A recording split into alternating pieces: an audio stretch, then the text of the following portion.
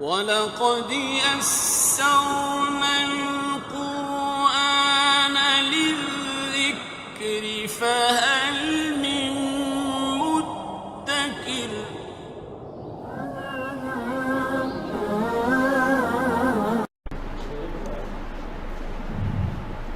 الحمد لله رب العالمين والصلاة والسلام على أشرف الأنبياء والمرسلين أما بعد فأعوذ بالله من الشيطان الرجيم من همزه ونفخه ونفثه بسم الله الرحمن الرحيم رب اشرح لي صدري ويسر لي أمري واحلل عقدة من لساني يفقه قولي اللهم انفعنا بما علمتنا وعلمنا ما ينفعنا وزدنا علما فبشر عبادي الذين يستمعون القول فيتبعون أحسنه أولئك الذين هداهم الله وأولئك هم أولو الألباب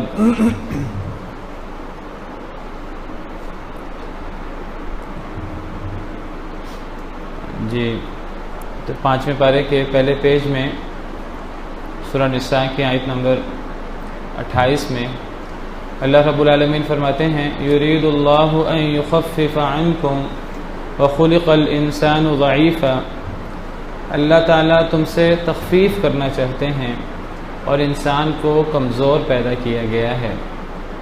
اس آیت کریمہ سے پتہ لگتا ہے کہ ہمارا دین اسلام، اس میں بہت آسانی ہے، اللہ نے اس میں سختی نہیں رکھی۔ قرآن کریم کی دیگر آیات میں بھی اللہ رب العالمین نے اس موضوع کو بیان کیا ہے، جیسے کہ اللہ تعالیٰ فرماتے ہیں وَمَا جَعَلَ عَلَيْكُمْ فِي الدِّينِ مِنْ حَرَجٍ، اللہ نے تم پر دین میں کوئی تنگی نہیں رکھی۔ ایک اور آیت کریمہ میں اللہ رب العالمین کا ارشاد ہے یرید اللہ بکم اليسر ولا یرید بکم العسر، اللہ تم سے آسانی چاہتے ہیں، اللہ تم سے سختی نہیں چاہتے۔ اسی طرح نبی کریم صلی اللہ علیہ وسلم کی حدیث مبارکہ ہے، آپ نے فرمایا بعثت بالحنیفیۃ السمحہ کہ اے لوگو میں دین حنیف یک طرفہ دین کو دے کر بھیجا گیا ہوں، السمحہ جو بڑا ہی نرم دین ہے جس کے اندر سختی نہیں ہے۔ اب آپ کہیں گے کہ ہمیں تو اسلام کے اندر سخت احکامات ملتے ہیں، نماز پڑھنا مشکل ہے، خاص طور پہ عشاء کی اور فجر کی نماز، اسی طرح گرمیوں کے روزے مشکل لگتے ہیں، اسی طرح حج کرنا، جہاد کرنا اور حقوق العباد، اخلاقیات، کوئی بندہ ہم سے برا سلوک کرے ہم جواب میں اچھا سلوک کریں، اور اس قسم کی چیزیں، پھر آزمائشیں دین کے اندر، تو یہ چیزیں مشکل ہیں۔ تو دین کے اندر ایک پابندی، ایک نظم و ضبط ہے۔ دین ہر قسم کی آزادی کا نام نہیں ہے کہ انسان آزاد ہے، جو مرضی چاہے کرے، جو مرضی چاہے کہے۔ دین میں ہر قسم کی آزادی نہیں ہے، جس طرح مغرب پروپیگنڈا کرتا ہے، آزادی کا اظہار، فریڈم آف سپیچ۔ تو دین میں اس طرح کی آزادی نہیں ہے۔ انسان چونکہ مخلوق ہے اللہ کی، اللہ کا پابند ہے۔ انسان اپنی مرضی سے پیدا نہیں ہوا۔ اگر انسان اپنی مرضی سے پیدا ہوتا، مخلوق نہ ہوتا، جو چاہتا کرتا۔ اللہ رب العالمین کیونکہ خالق ہیں، مخلوق نہیں ہیں، لہذا اللہ فرماتے ہیں لا يسأل عما يفعل وهم يسألون، اللہ سے سوال نہیں ہو سکتا، اللہ جو چاہیں کریں۔ فعال لما يريد، اللہ وہ کرتے ہیں جو وہ چاہتے ہیں، اور اللہ کو کرنے سے کوئی روک بھی نہیں سکتا، اور اللہ سے کسی کو پوچھنے کی اجازت بھی نہیں ہونی چاہیے، کسی کو اللہ سے سوال کرنے کی، اللہ پر اعتراض کرنے کی کوئی گنجائش نہیں ہونی چاہیے۔ لیکن لوگوں سے تو سوال ہوگا، کیونکہ لوگ تو مخلوق ہیں، ناقص ہیں ہم۔ تو جب ہم اپنے آپ کو مسلمان نہ بھی کہیں، ہم دین اسلام کی پابندی کی بات نہ بھی کریں، تب بھی ہم مجبور ہیں، جتنا مرضی ہم کہیں ہم آزاد ہیں۔ بھی اگر ہم آزاد ہیں ہر لحاظ سے تو ہمیں موت کیوں آتی ہے؟ اگر ہم آزاد ہیں تو ہم بیمار کیوں ہوتے ہیں؟ اگر ہم آزاد ہیں تو ہمیں ہماری مرضی کے مطابق ہر چیز کیوں نہیں مل جاتی؟ ہم ہر چیز میں پابند ہیں۔ تو جب ہم تکوینی امور میں ہر چیز کے پابند ہیں تو بالکل اسی طرح ہم دینی معاملات میں بھی ہم پہ پابندیاں ہیں۔ دین اسلام ایک دین ہے، تو اس دین ایک نظم و ضبط، اس کی پابندیاں ہیں، وہ پابندیاں مشکل لگتی ہیں۔ انسان مکلف ہے، مکلف کا مطلب ہی وہ شخص ہوتا ہے کہ جس پر کچھ پابندیاں لگائی جائیں۔ ایک دینی اصطلاح ہے، شرعی اصطلاح، کہ انسان مکلف ہے۔ مکلف کا مطلب کہ انسان پر کچھ ذمہ داریاں عائد ہوتی ہیں۔ یہ جو آیات ابھی ہم نے پڑھی، جو میں نے ابھی آپ کے سامنے آیت پڑھی، یرید اللہ ان یخفف عنکم، اور دیگر آیات، ان آیات کا مطلب یہ نہیں ہے کہ دین میں کوئی پابندی نہیں ہے۔ ان آیات کا مطلب ہے دین میں آسانی ہے، یعنی دین میں پابندیاں ہیں، لیکن وہ پابندیاں اس طرح کی نہیں ہیں جو ہماری طاقت سے بڑھ جائیں۔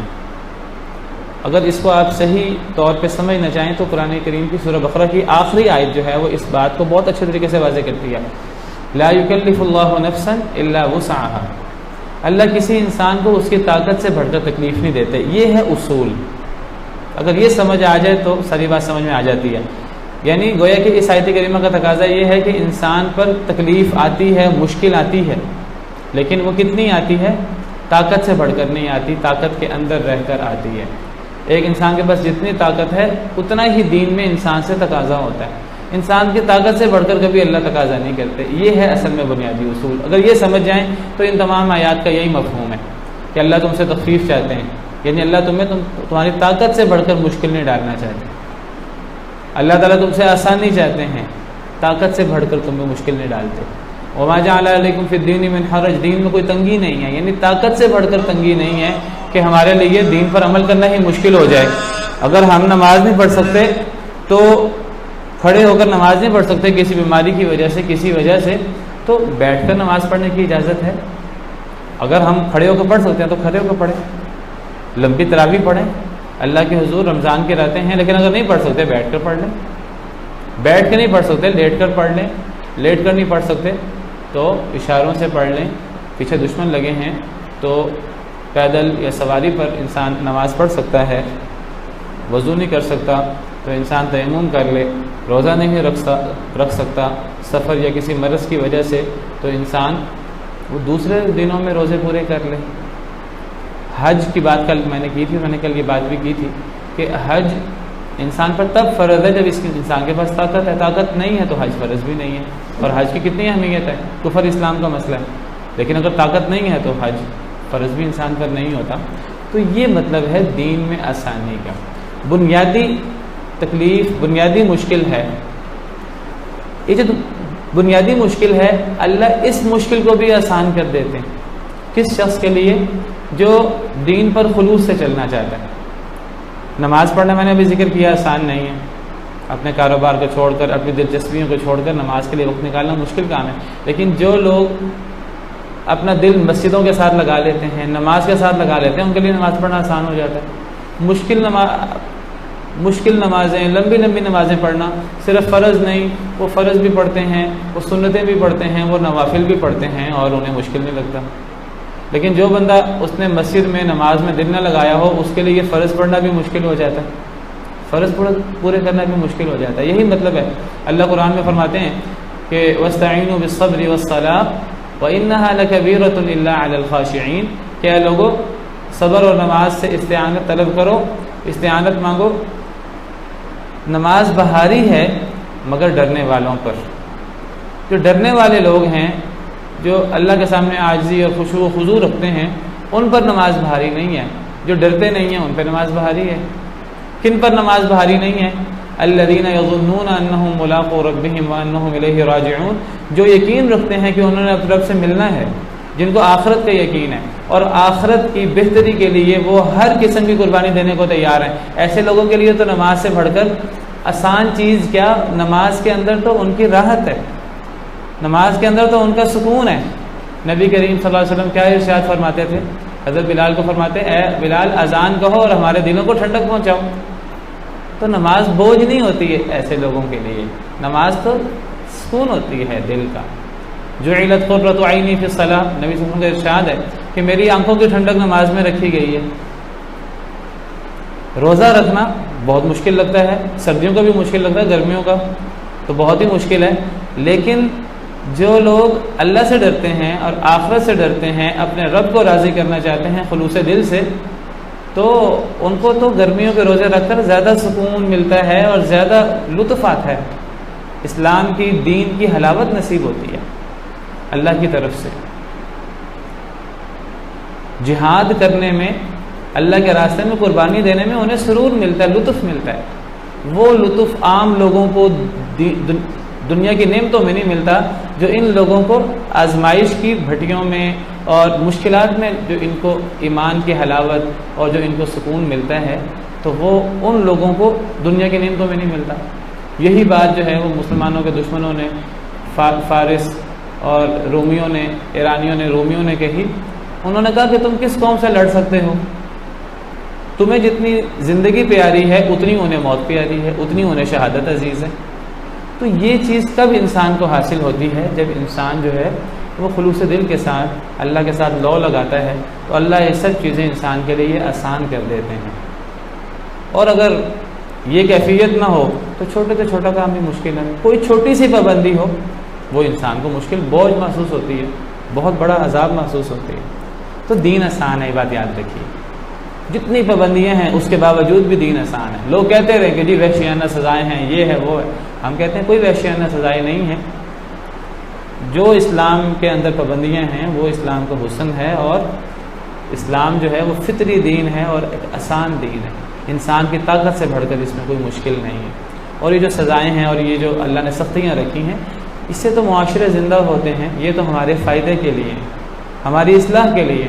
کہنے کو اسلام میں بڑی سخت سزائیں ہیں ان لوگوں کے لیے جو معاشرے کا سکون پامال کر دیتے ہیں، جو معاشرے کے اندر امن و امان باقی نہیں رہنے دیتے، جو محاربہ کرتے ہیں۔ فرمایا ان کو برے طریقے سے قتل کر دیا جائے، ان کو سولی دے دی جائے، ان کے ہاتھ پاؤں مخالف سمتوں سے کاٹ لیے جائیں یا ان کو جلا وطن کر دیا جائے۔ قاتل کی سزا قتل، جان کے بدلے جان، مال کے بدلے مال، آنکھ کے بدلے آنکھ۔ کہنے کو بڑی سخت سزائیں لگتی ہیں، یہ سخت سزائیں نہیں ہیں، یہ تو اس میں تو زندگی ہے۔ وَلَكُمْ فِي الْقِصَاصِ حَيَاةٌ يَا أُولِي الْأَلْبَابِ، اے عقل مندو تمہارے لیے یہ قصاص کے اندر، ان اللہ کی حدود کے اندر زندگی ہے، اے عقل والو، لعلکم تتقون، تاکہ تم پرہیزگار بن جاؤ۔ یہ مطلب ہے کہ یرید اللہ ان یخفف عنکم، اللہ تم سے آسانی چاہتے ہیں۔ اور میں آپ سے یہاں ایک بات اور بھی عرض کروں کہ میں نے پچھلے دنوں میں عرض کیا تھا کہ جو بندہ دین پر عمل کرے گا آزمائشیں آئیں گی، دنیا جنت نہیں بنتی، دنیا میں آزمائشیں ہوتی ہیں۔ اگر انسان کو اللہ سے آزمائش مانگنی نہیں چاہیے، لیکن اگر آزمائش آ جائے تو انسان کو خندہ پیشانی سے سامنا کرنا چاہیے، اور انسان کو اللہ سے اچھے حالات کی امید رکھنی چاہیے۔ اللہ تعالیٰ سورہ الم نشرح لک صدرک، سورہ شرح، سورہ انشراح میں فرماتے ہیں کہ ان مع العسر یسرا، ان مع العسر یسرا، کہ تنگی کے ساتھ آسانی ہے۔ ایک تنگی آتی ہے تو اس کے ساتھ دو بلکہ کئی آسانیاں آتی ہیں، اور تنگی کے بعد اگر ایک انسان خندہ پیشانی سے صبر کے ساتھ اس کو برداشت کرے تو لازماً اس کے بعد اللہ کی طرف سے آسانی آتی ہے۔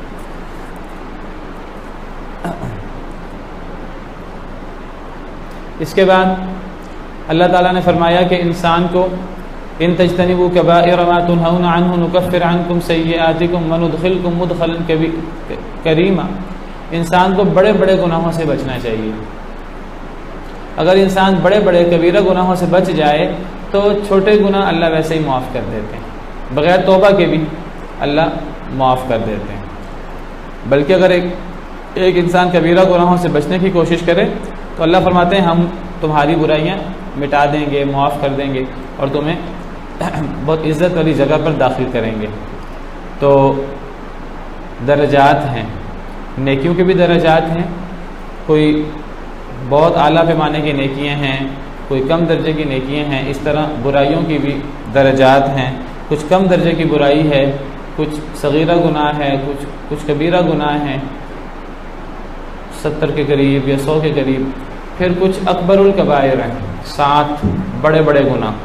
حدیث مبارکہ میں آتا ہے کہ 7 گناہ موبقات، یہ ہلاک کر دینے والے گناہ ہیں، یا ان کو اکبر الکبائر قرار دیا گیا، جن کے اندر والدین کی نافرمانی، جن کے اندر جو ہے میدان جنگ سے بھاگنا، جس کے اندر جو ہے وہ سود کھانا اور اس قسم جادو کرنا اور زنا وغیرہ اور اس قسم کی چیزیں آتی ہیں۔ پھر ان 7 گناہوں میں سے بھی 3 گناہ تو سب سے بڑے گناہ ہیں، اللہ کے ساتھ شرک اور اپنی اولاد کو مفلسی کے ڈر سے قتل کر دینا اور ہمسائے کی بیوی کے ساتھ زنا کرنا۔ تو بہرحال یہ گناہوں کے درجات ہیں، تو انسان بڑے گناہوں سے بچنے کی کوشش کرے تو چھوٹے گناہ ویسے ہی اللہ تعالیٰ معاف کر دیتے ہیں۔ اور نیک لوگوں کے اللہ نے صفت بیان کی، نیک لوگ وہ ہیں الذین یجتنبون کبائر الاثم والفواحش الا اللمم ان ربک واسع المغفرہ، کہ وہ لوگ ہیں جو بڑے بڑے گناہوں سے بچتے ہیں، بے حیائی جو بڑے گناہوں میں سے ہے، چاہے وہ ظاہری ہو چاہے وہ پوشیدہ ہو، تو اس سے بچتے ہیں، بے حیائی سے بچتے ہیں، چھوٹے چھوٹے گناہ ان سے سرزد ہو جائیں تو ان ربک واسع المغفرہ، تو اللہ کی مغفرت بہت وسیع ہے۔ اس کے بعد فرمایا ولا تتمنوا ما فضل اللہ به بعضکم علی بعض، کہ اللہ نے تم میں سے بعض کو بعض پر فضیلت دی ہے تو اس فضیلت کی تمنا نہ کرو۔ اللہ نے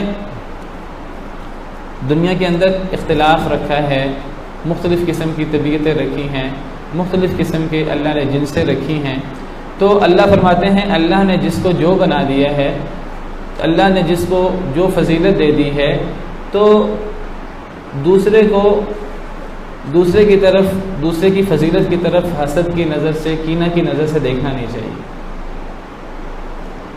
انسان کو جو ملا ہے، انسان کو اس کے اوپر قناعت کرنی چاہیے، اس کے اوپر اللہ کا شکر ادا کرنا چاہیے۔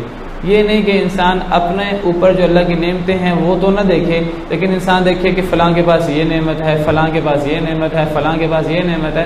اگر ایک انسان دوسروں کی نعمتوں کو دیکھتا رہے گا تو انسان حسرتوں کا مارا ہوگا، وہ حسد میں مبتلا ہوگا، اس کے دل میں کینہ اور بغض ہوگا، اس کے دل میں کبھی بھی سکون نہیں ہوگا۔ دلوں کو قناعت پسند ہونا چاہیے، ہمیں اپنے آپ کو کنٹرول کرنا ہے، ہمیں دوسروں کی نعمتوں کی طرف للچا کر نہیں دیکھنا۔ وَلَا تَمُدَّنَّ عَيْنَيْكَ إِلَىٰ مَا مَتَّعْنَا بِهِ أَزْوَاجًا مِّنْهُمْ زَهْرَةَ الْحَيَاةِ الدُّنْيَا لِنَفْتِنَهُمْ فِيهِ۔ اللہ فرماتے ہیں کہ اے نبی صلی اللہ علیہ وسلم، یہ جو ہم نے کافروں کو، فاسق و فاجروں کو بڑی بڑی نعمتیں دے رکھی ہیں، آپ اس کی طرف للچائی نظر سے نہ دیکھیں۔ زہرۃ الحیات الدنیا، یہ دنیا کی خوش نمائی ہے، یہ ہمیں دیکھنے میں بڑی خوشنما چیز نظر آتی ہے، یہ ساری دنیا کی نعمتیں ہیں۔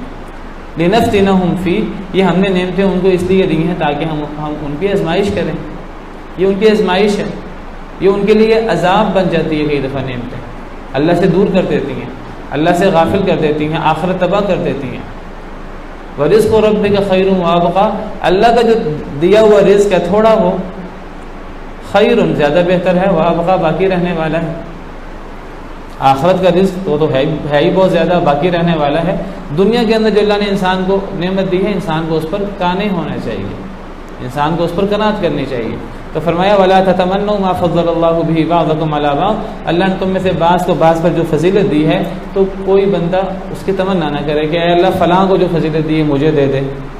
ہر وقت دوسرے کو دیکھنا صحیح نہیں ہے، اور خاص طور پر اس کو اگر ہم مرد و زن کے جنس کے تناظر میں دیکھیں کہ اگر مرد کہیں کہ عورتوں پر ذمہ داریاں نہیں ہیں، عورتیں گھر میں ہوتی ہیں، ان کے اوپر اللہ نے سخت محنت کرنے کی، مزدوری کرنے کی ذمہ داری نہیں ڈالی، ان کے اوپر اللہ نے جہاد کی، باجماعت نماز کی ذمہ داری نہیں ڈالی، وہ گھر میں ہوتی ہیں، ان کا کام آسان ہے، تو کاش کہ اللہ تعالی ہمیں عورتیں بنا دیتے کہ جس طرح اللہ نے عورتوں کو زیب و زینت اور میک اپ وغیرہ اور اس قسم کی جو چیزیں اللہ نے رکھی ہیں، تو کاش کہ ہم بھی عورتیں ہوتے ہیں، ہم بھی اس طرح کر کے جو ہے وہ خوش نمائی اور اس قسم کے ہم بھی جو ہیں وہ خوبصورتی اختیار کرتے ہیں۔ یہ عورتیں کہیں کہ اللہ نے مردوں کو جو ہے وہ عورتوں پر قوامیت دی ہے، اللہ نے شوہر جو ہے اس کو وہ بیوی پر ذمہ دار ہوتا ہے اور بیوی کو شوہر کی بات ماننی چاہیے۔ مردوں کے پاس جسمانی طاقت زیادہ ہوتی ہے اور مرد جو ہیں وہ باہر معاشرے میں نکلتے ہیں، تو ہم عورتیں ہیں، ہمیں گھر میں بند رہنا پڑتا ہے، تو عورتیں یہ تقاضا کریں کہ کاش کہ ہم مرد ہوتی، مرد یہ کہیں کاش کہ ہم عورتیں ہوتے، تو اللہ نے منع کر دیا۔ اللہ نے فرمایا کہ اللہ نے جس کو جو بنایا ہے اللہ نے اس کے لیے وہی پسند کیا ہے، تم بھی اللہ کی پسند پہ راضی ہو جاؤ۔ تم جو اللہ نے بعض کو بعض پر فضیلت دی ہے، کچھ فضائل ایسے ہیں جو اللہ نے مردوں کو دی ہیں، کچھ ایسی خصوصیات ہیں جو اللہ نے عورتوں کو دی ہیں، عورتوں کے لیے فائدے کی چیزیں۔ نہ مردوں کو ان کا تقاضا کرنا چاہیے، نہ عورتوں کو مردوں کی چیزوں کا تقاضا کرنا چاہیے۔ للرجال نصیب مما اکتسبوا، مردوں کے لیے یہ حصہ ہے جو وہ کمائیں، وللنساء نصیب مما اکتسبن، عورتوں کے لیے یہ حصہ ہے جو وہ عورتیں کمائیں۔ مرد اگر مردوں والے کام کریں گے، اللہ نے مردوں کو مردوں والی ذمہ داریاں دی ہیں، اگر وہ مردوں والے کام کریں گے ان کو اللہ کے ہاں اجر ملے گا۔ عورتوں کو اللہ نے عورتوں کی ذمہ داریاں دی، اگر عورتیں اپنی ذمہ داریاں پوری کریں تو انہیں اجر بھی کم ملے گا؟ نہیں، اللہ نے جتنی ذمہ داریاں عورتوں کی رکھی ہیں، اگر وہ عورتیں اپنی ذمہ داریاں پورے طریقے سے پوری کریں تو ان کا اجر اللہ کے ہاں بہت زیادہ ہے۔ اگر مرد اپنی ذمہ داریاں پوری کریں، عورتیں اپنی ذمہ داریاں پوری کریں، دونوں کا اجر برابر ہے۔ اللہ تعالیٰ قرآن میں فرماتے ہیں اجر میں کوئی فرق نہیں ہے۔ دنیا کے اندر فرق ہو سکتا ہے کئی معاملات میں، مرد باہر نکل سکتے ہیں، باہر نکل کے کام کریں گے، عورتیں باہر نہیں نکل سکتی۔ جب وراثت ملتی ہے مردوں کا حصہ ڈبل ہوتا ہے، بعض معاملات میں، ہر جگہ نہیں، بعض جگہ پر مرد عورتوں کا حصہ برابر ہوتا ہے۔ اگر کوئی آدمی فوت ہو، اس کی اولاد ہو، اس کے ماں باپ ہوں تو ماں باپ کا حصہ برابر ہے، مرد ہو یا عورت دونوں کا چھٹا چھٹا حصہ ہے۔ لیکن بعض معاملات میں مردوں کا ڈبل بھی ہوتا ہے، مثلا اولاد ہے، اولاد میں لڑکے ہیں اور لڑکیاں ہیں تو لڑکوں کا ڈبل، لڑکیوں کا سنگل۔ اس کی کچھ حکمتیں بھی ہیں، مردوں کے اوپر اللہ نے ذمہ داری رکھی ہے۔ اسی طرح اور بعض معاملات میں، گواہی وغیرہ کے معاملات میں، 2 عورتوں کی گواہی ایک مرد کے برابر ہوتی ہے۔ تو کوئی بندہ اس سے یہ سمجھے کہ جی جس طرح یہ مردوں کو بعض جگہوں پر فوقیت ہے تو اجر میں بھی مردوں کا اجر زیادہ ہوگا، اللہ نے فرمایا نہیں۔ یہ جو اللہ نے فرق رکھا ہے، یہ اللہ نے جو انسان کو صلاحیتیں دی ہیں اور انسان کی جیسی جسمانی ساخت بنائی ہے، اللہ نے اس کی ویسی ہی ذمہ داریاں رکھی ہیں۔ مردوں کی ذمہ داریاں طاقت دی ہے اس کو، اس کے طاقت والے کام ہیں۔ عورتوں کو اللہ نے جیسی جسمانی ساخت دی ہے، عورتوں کے ویسے کام ہیں، وہ گھر کے اندر رہیں، بچے اللہ کے حکم سے پیدا کریں، بچوں کی تربیت کریں، اللہ نے ان کو یہ ذمہ داری دی ہے۔ لیکن اگر عورتیں اپنی ذمہ داری پوری کریں، مرد اپنی ذمہ داری پوری کریں، اجر دونوں کا ایک جیسا ہے۔ اللہ فرماتے ہیں وَمَن يَعْمَلْ مِنَ الصَّالِحَاتِ مِن ذَكَرٍ أَوْ أُنثَىٰ وَهُوَ مُؤْمِنٌ فَأُولَٰئِكَ يَدْخُلُونَ الْجَنَّةَ وَلَا يُظْلَمُونَ نَقِيرًا، کہ جو بندہ بھی نیک عمل کرے، خواہ وہ مرد ہو خواہ وہ عورت ہو، اگر وہ خلوص کے ساتھ کرے گا تو یہ سب جنتی ہیں۔ یہ نہیں کہ مردوں کے لیے کوئی بڑی جنت ہے، عورتوں کے لیے کوئی چھوٹی جنت ہے، نہیں، جنت دونوں کی ایک جیسی ہے۔ وَلَا يُظْلَمُونَ نَقِيرًا، کسی پہ بال برابر بھی ظلم نہیں ہوگا۔ ایک اور جگہ اللہ فرماتے ہیں فَاسْتَجَابَ لَهُمْ رَبُّهُمْ أَنِّي لَا أُضِيعُ عَمَلَ عَامِلٍ مِّنكُم مِّن ذَكَرٍ أَوْ أُنثَىٰ بَعْضُكُم مِّن بَعْضٍ، اللہ نے تمہاری دعا قبول کر لی کہ اللہ تعالیٰ تم میں سے کسی عمل کرنے والے کا عمل ضائع نہیں کریں گے، من ذکر او انثیٰ، خواہ وہ مرد ہو خواہ وہ عورت ہو۔ نہ مرد کا کبھی عمل ضائع ہوتا ہے، نہ کبھی عورت کا عمل ضائع ہوتا ہے، اجر میں دونوں برابر ہے۔ ٹھیک ہے، اللہ نے کچھ چیزیں مردوں کو زائد دی ہیں، اللہ نے مردوں پر پھر ذمہ داریاں بھی زائد رکھی ہیں۔ اللہ نے عورتوں کو بعض جگہوں پر مردوں کے تابع رکھا ہے، اللہ نے عورتوں کی ذمہ داریاں بھی کم رکھی ہیں۔ حدیث مبارکہ میں آتا ہے کہ جو عورت رب کو راضی کرنے کے لیے 5 نمازیں پڑھ لے، رمضان کے روزے رکھ لے اور اپنے شوہر کی اطاعت کر لے، جنت کے جس دروازے سے چاہے داخل ہو جائے۔ اللہ نے ذمہ داریاں بھی کم رکھی ہیں، نماز، روزہ اور شوہر کی اطاعت۔ لیکن مردوں کے لیے تو ذمہ داریاں بہت زیادہ ہیں۔ انہوں نے اپنے لیے، اپنے بیوی بچوں کے لیے، اپنے خاندان والوں کے لیے کمانا بھی ہے، ان کی حفاظت بھی کرنی ہے، ان کی نگہبانی بھی کرنی ہے، انہوں نے جمعہ جماعت بھی کرنا ہے، انہوں نے جہاد بھی کرنا ہے، انہوں نے دین کو غالب کرنے کی محنتیں بھی کرنی ہیں، انہوں نے دنیا کے اندر جو کمزور لوگ ہیں ان کی مدد کرنے کے اندر اپنا حصہ بھی ڈالنا ہے۔ یہ سب ذمہ داریاں اللہ نے عورتوں کو نہیں دی اس اعتبار سے جس طرح مردوں کو دی ہیں۔ تو بہرحال یہ اللہ نے دائرہ کار بنایا ہے، اللہ کی تقسیم ہے، ہمارا کام اللہ کی تقسیم پر اعتراض نہیں ہے۔ اللہ سے سوال نہیں ہم کر سکتے اے اللہ مجھے مرد کیوں بنا دیا، مردوں کی یہ ذمہ داریاں کیوں بنا دی، فلاں کو عورت کیوں بنا، مجھے عورت کیوں بنا دیا، عورتوں کی یہ ذمہ داریاں کیوں بنا دی۔ اللہ سے ہم سوال نہیں کر سکتے، اللہ ہم سے سوال کر سکتے ہیں۔ ہمارا کام یہ ہے کہ اللہ نے ہماری تقدیر جیسی بنائی ہے ہم اس پہ راضی ہوں اور اس کے مطابق زندگی گزاریں۔ فرمایا وَاسْأَلُوا اللَّهَ مِن فَضْلِهِ، اللہ سے اللہ کا فضل مانگ سکتے ہو، تم اللہ سے سوال کرو۔ کوئی ایسی فضیلت کی بات ہے، اللہ نے کسی کو مال دے دیا، کسی کو علم دے دیا، کسی کو کوئی صلاحیت دے دی، اب ایک انسان دوسرے سے حسد نہ کرے کہ اس کے پاس مال کیوں ہے میرے پاس کیوں نہیں ہے، یہ تو حسد ہے، اس سے نظر لگنے کا خدشہ ہوتا ہے، اور حسد نیکیوں کو اس طرح کھا جاتا ہے جس طرح آگ لکڑیوں کو۔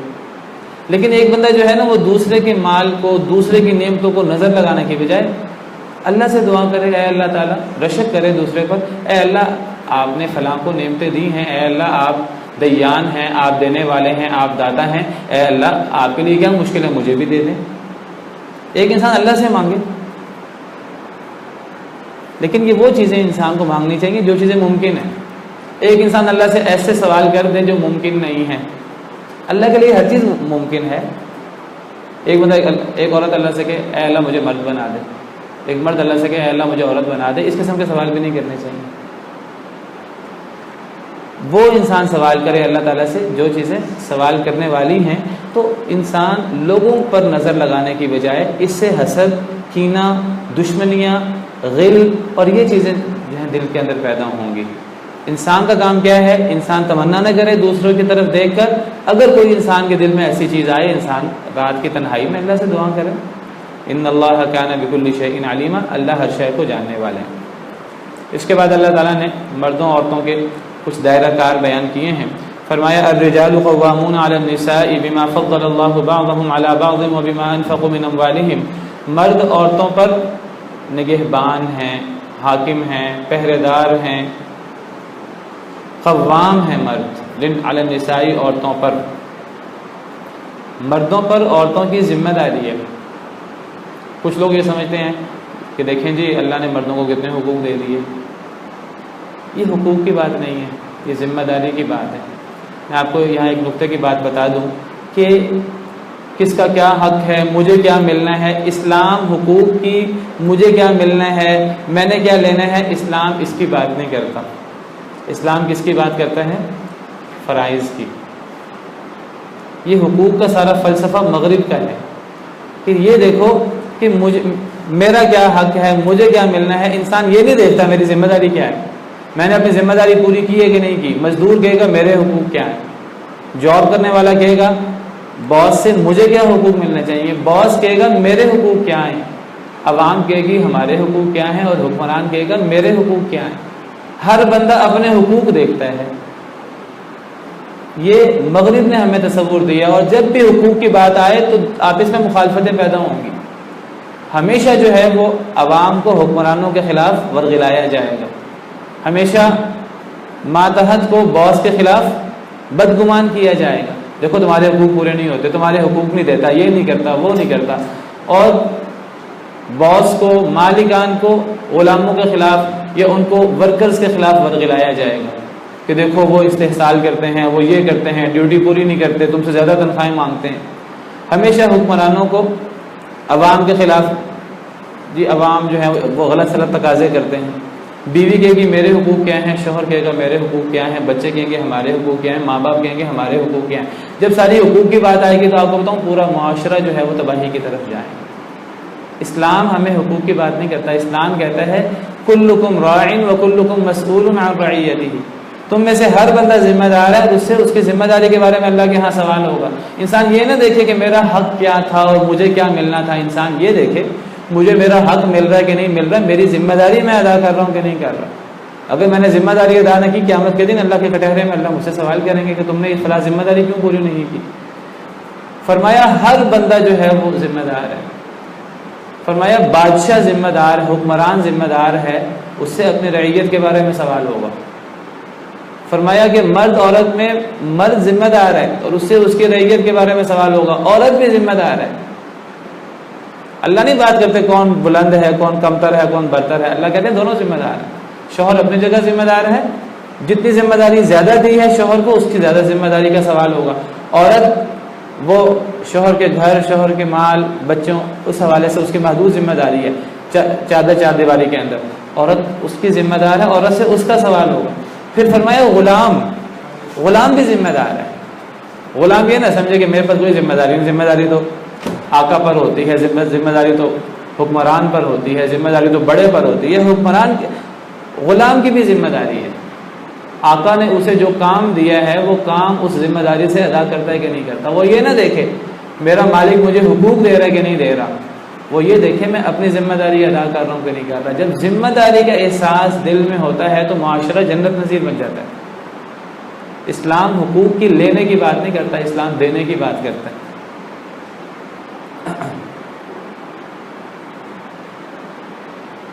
تو فرمایا کہ مرد ذمہ دار ہیں عورتوں پر.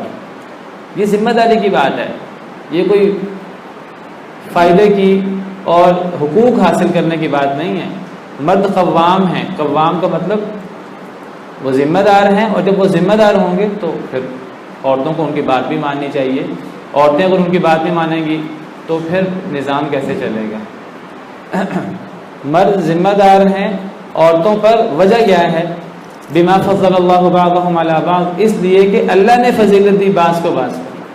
وبما انفقوا من اموالهم، اور اس لیے کہ وہ اپنا مال خرچ کرتے ہیں. تو اللہ تعالیٰ نے یہاں مرد کی قوامیت جو عورتوں پر ہے اس کی دو وجوہات بیان کی ہیں.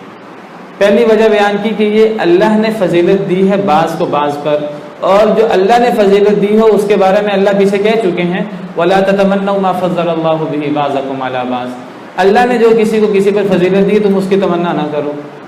تو اللہ نے پہلے مرحلے پر زبانیں بند کر دی ہیں. اللہ فرماتے ہیں کہ لوگوں کو اپنی زبانیں نہیں کھولنی چاہیے کہ جی مردوں کو اللہ نے قوام کیوں بنا دیا عورتیں کہیں. اللہ فرماتے ہیں کہ یہ اللہ نے فضیلت دی ہے اور کسی کو اجازت نہیں. اگر اللہ نے کسی کو فضیلت دی تم اس فضیلت کی تمنا نہ کرو.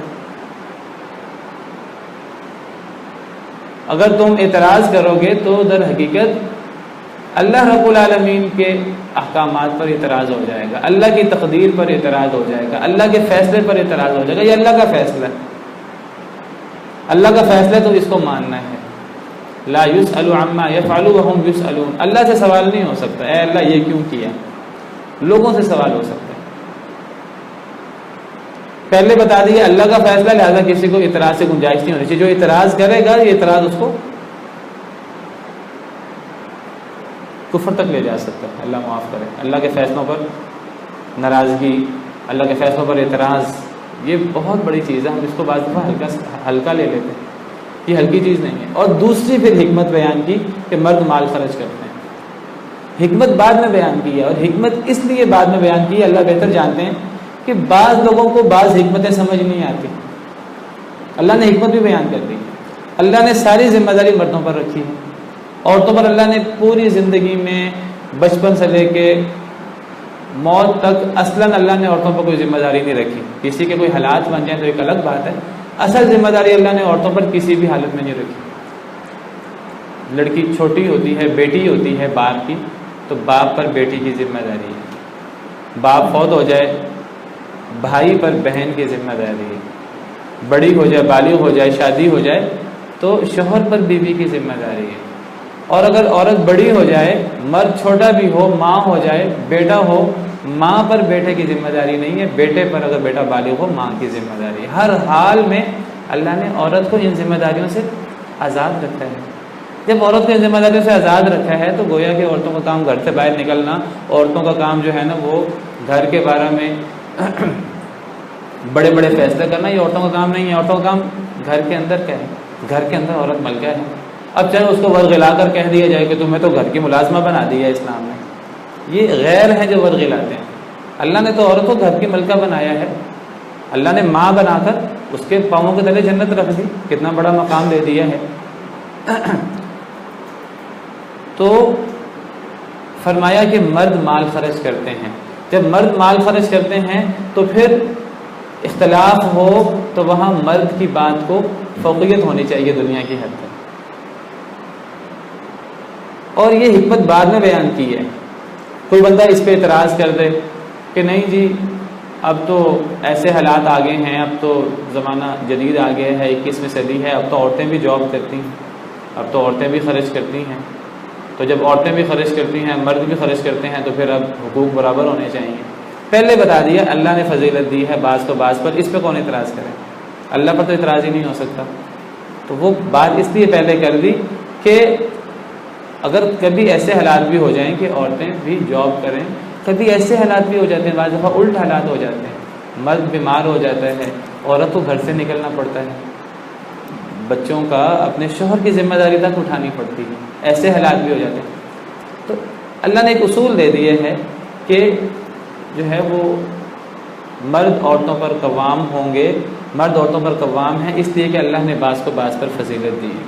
اور پھر آگے اللہ تعالیٰ نے عورتوں کی ذمہ داری بیان کی۔ عورتوں کی ذمہ داری کیا ہے؟ فالصالحات قانتات حافظات للغیب بما حفظ اللہ، جو نیک عورتیں ہیں وہ فرما بردار ہوتی ہیں۔ قانتات، قانتا کہتے ہیں فرما برداری کو۔ کس کی فرما بردار ہوتی ہیں؟ سب سے پہلے اللہ کی، اور پھر اللہ کے حکم کے مطابق اپنے شوہر کی۔ حافظات للغیب بما حفظ اللہ، حفاظت کرنے والی ہیں غیر موجودگی میں بسبب اللہ کی حفاظت کے۔ یعنی وہ اگر مرد گھر میں نہ ہو تو گھر میں جو چیزیں ہوتی ہیں، بچے ہیں، مال ہے، تو مرد نہیں ہے تو عورت کا کام ہے مرد کے پیچھے سے وہ ان چیزوں کو دیکھے۔ تو یہ عورتوں کی ذمہ داری ہے۔ پھر فرمایا کہ جو عورتیں اکڑیں، عورت کو اکڑنا نہیں چاہیے، اور اگر کوئی عورت اکڑے، نشوز کہتے ہیں کھڑا ہونے کو، اکڑنے کو، تو اب مرد کا کام یہ نہیں ہے کہ اب مرد جو ہے نا عورت کو سیدھا کرنے کی کوشش کرے کہ میں اس کو سیدھا کر دیتا ہوں۔ مرد کا کام یہ حکمت سے کام لے۔ 3 مرحلے بیان کیے ہیں بڑے صبر اور حوصلے کے ساتھ۔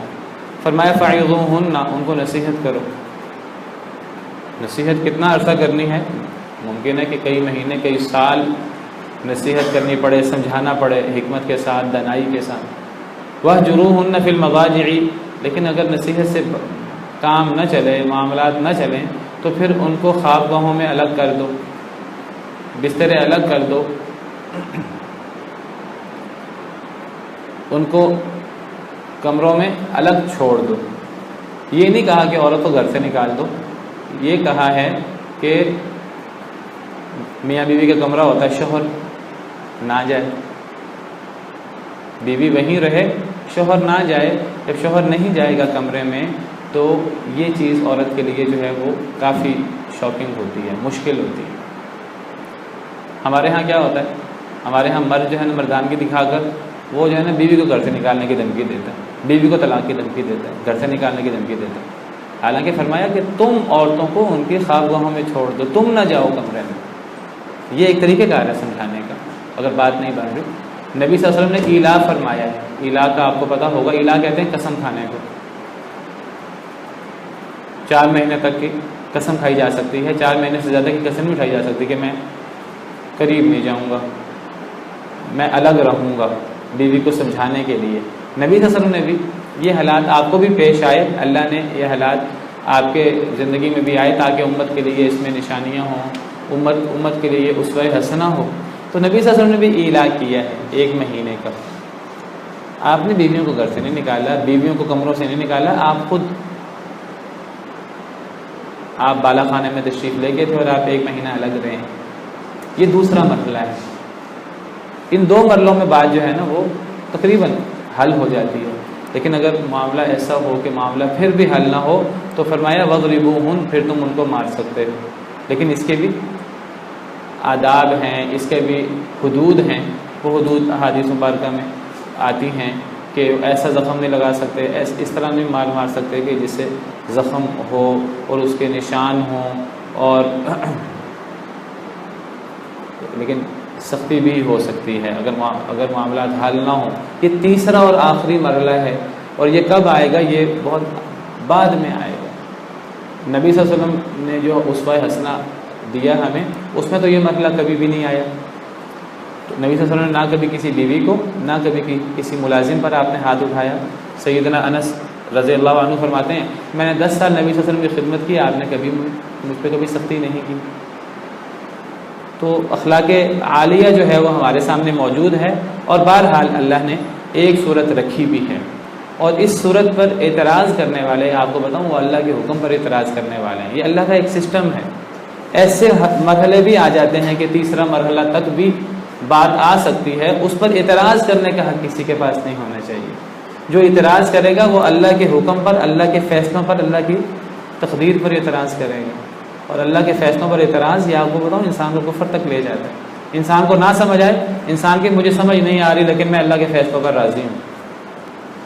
پھر فرمایا فَإِنْ أَطَعْنَكُمْ فَلَا تَبْغُوا عَلَيْهِنَّ سَبِيلًا، اگر وہ تمہاری اطاعت کریں تو ان پر کوئی زیادتی کا رستہ تلاش نہ کرو۔ پھر اطاعت کی بات ہے، اصل چیز ہے اطاعت، حقوق کی بات نہیں کروں گا۔ سب سے بڑی ذمہ داری کیا ہے اگر ایک لفظ میں بیان کیا جائے تو اطاعت۔ وہ مرد کا مقابلہ نہ کرے، اگر عورت مرد کا مقابلہ نہ کرے مرد سے ہر بات منا سکتی ہے، کیونکہ حدیث میں آتا ہے کہ عقل مند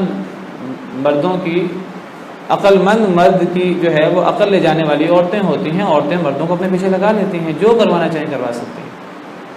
ما رأیت، تو کیا حدیث ہے کہ عقل مند مردوں کی عقل وہ لے جاتی ہیں عورتیں۔ تو جو عورت کروانا چاہے اپنے شوہر سے کروا سکتی ہے، لیکن وہ کہنا میں مقابلے میں آ کر، وہ مرد نہیں ہے کہ وہ کہ میں نے مرد کی طرح مرد کا مقابلہ کرنا۔ جب بھی مقابلے کی بات آئے گی تو ایک گھر میں دو سربراہ نہیں ہوتے، اس دنیا میں دو خالق نہیں ہو سکتے۔ دو خالق ہوں گے، دو معبود ہوں گے، دنیا تباہ ہو جائے گی۔ ایک گھر کے اندر دو سربراہ نہیں ہوتے، دو مقابلہ کرنے والے نہیں ہوتے، پھر نظام چلتا ہے۔ اور میں یہاں آپ کو ایک نقطہ اور بھی بتا دوں، کچھ لوگ کہتے ہیں دیکھیں جی عورت کو ڈیگریڈ کر دیا گیا ہے، یہ کر دیا وہ کر دیا گیا۔ یہ ڈیگریڈ کرنا نہیں ہے، یہ نظام چلانے کی بات ہے۔ اگر یہ اطاعت کا تصور ڈیگریڈ کرنا ہے تو اسلام میں تو مردوں کو بھی اطاعت کا حکم دیا گیا کہ نہیں دیا گیا؟ اسلام میں یہ نہیں ہے کہ عوام حکمرانوں کی اطاعت کریں، یہ نہیں چھوٹے بڑوں کی اطاعت کریں۔ بیٹا اور باپ میں سے کس کی اطاعت ہوگی؟ باپ کی، کہ بیٹے کی اطاعت ہوگی؟ باپ کی اطاعت ہوگی۔ اب کیا بیٹے کو ڈیگریڈ کر دیا گیا؟ بیٹا تو مرد ہے، کیا بیٹے کے حقوق لے لیے گئے؟ ہم اس کو دیکھتے ہی نہیں۔ ہم یہاں بات نہیں کرتے کہ دیکھیں جی بیٹے کے اسلام نے حقوق چھین لیے ہیں، سارے حقوق باپ کو دے دیے ہیں۔ احادیث مبارکہ سے پتہ لگتا ہے کہ ہمیں حکمران کی اطاعت کرنی چاہیے، اگر وہ ہم پہ ظلم بھی کریں، اگر وہ ہماری کمر پہ کوڑے بھی لگائیں، ہمیں پھر بھی ان کی اطاعت کرنی چاہیے۔ آخرت میں اللہ تعالیٰ نمٹ لیں گے، ہمیں ان کا مقابلہ نہیں کرنا، مقابلہ کریں گے تو انارکی پھیلے گی، خانہ جنگی ہوگی اور یہ چیزیں ہوں گی۔ تو عوام کو حکمران کی اطاعت کرنی ہے۔ کیا عوام کا اللہ نے جو ہے وہ مقام کم کر دیا ہے؟ کیا ان کو دوسری نسل بنا دیا ہے؟ یہ مرد عورت کے مقابلے میں فوراً یہ بحثیں آ جاتی ہیں کہ عورت کو ڈیگریڈ کر دیا اسلام نے، عورت کے حقوق کا پاس نہیں رکھا، تو باپ بیٹے میں پھر بیٹے کے حقوق کا بھی پاس نہیں رکھا۔ بھائی آپ کے معاشرے میں جو آپ اتنا اعتراض کرتے ہیں اسلام پر، کیا آپ کے معاشرے میں باس کے اور جو ملازم ہے اس کے حقوق برابر ہیں؟ باس جو ہے وہ اے سی والے کمرے میں بیٹھتا ہے، ملازم نہیں بیٹھتا، وہاں حقوق برابر کیوں نہیں دے رہے؟ باس کو تنخواہ زیادہ ملتی ہے، ملازم کو نہیں ملتی۔ ملازم اور باس میں کس کو کس کی بات ماننی پڑتی ہے؟ آپ کے معاشرے میں بھی ملازم کو باس کی بات ماننا پڑتی ہے۔ اب آپ کیوں نہیں کہتے کہ یہاں ملازم کے حقوق نہیں ہیں، ملازم کو ڈیگریڈ کر دیے؟ نظام چلانے کے لیے کوئی اوپر ہوتا ہے، کوئی نیچے ہوتا ہے، یہ ہر جگہ نظام ہے۔ اسی نظام میں سے ایک نظام سمجھ لیجئے کہ گھر کا، خاندان کا ایک اللہ نے سسٹم بنایا ہے۔ اس سسٹم کو کبھی بھی حقوق کہ اس تناظر میں جو مغرب نے ہمارے ہاں ایک فتنہ کھڑا کر دیا ہے، اس کو ہم اس تناظر میں کبھی بھی نہ دیکھیں۔ اسلام میں حقوق کی بات نہیں، اسلام میں فرائض کی بات ہے۔ یہ دیکھیں کہ ہم اپنے فرض پورے کرنے کے نہیں کر رہے۔ تو عورت کی ذمہ داری کیا ہے؟ وہ ایک لفظ میں وہ اطاعت۔ وہاں سے اور مردوں کی ذمہ داری کیا ہے؟ مردوں کی ذمہ داری یہ ہے کہ مرد عورتوں کی مالی ذمہ داری اٹھائیں، ہر قسم کی ذمہ داری اٹھائیں، جو خود کھاتے ہیں وہ انہیں کھلائیں، جو خود پہنتے ہیں وہ انہیں پہنائیں، ان پر بے جا سختی نہ کریں، ان پر بلا وجہ تشدد نہ کریں۔ اللہ نے جو، بلکہ اللہ تعالیٰ تو یہ فرماتے ہیں کہ اللہ نے جس کو فضیلت دی ہے وہ اس فضل کو نہ بھولے، وَلَا تَنْسَوُا الْفَضْلَ بَيْنَكُمْ۔ اگر اللہ نے کسی کو دوسرے پر مقام دیا ہے تو جس کا مقام بلند ہے اس کو دوسرے کے سامنے بچ بچ جانا چاہیے۔ یہ نہیں کہ وہ اپنے مقام کا مظاہرہ کرتے پھرے کہ جی میرا مقام زیادہ ہے، میری بات ماننی چاہیے۔ فرمایا وَلَا تَنْسَوُا الْفَضْلَ بَيْنَكُمْ، جو اللہ نے فضیلت دی ہے اس فضیلت کو بھولنا نہیں چاہیے۔ جس کو اللہ نے فضیلت دی ہے وہ زیادہ عاجز ہو جائے۔